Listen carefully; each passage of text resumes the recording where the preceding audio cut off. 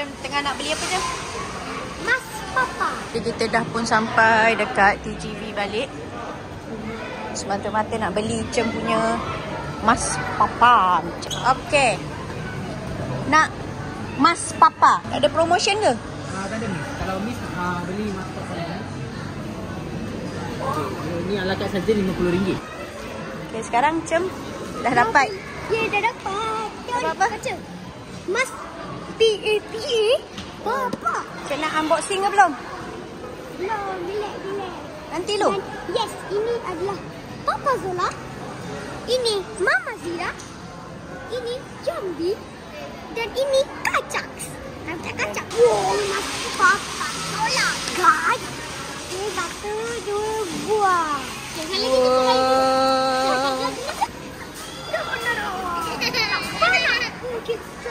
Kaima, takkan kancing. Kebenaran je lah.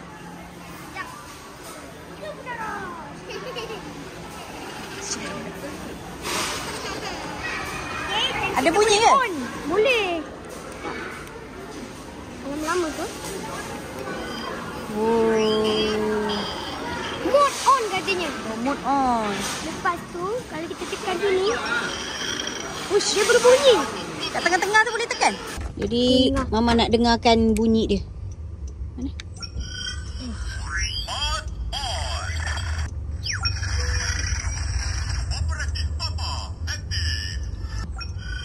Boleh tekan guys kat sini.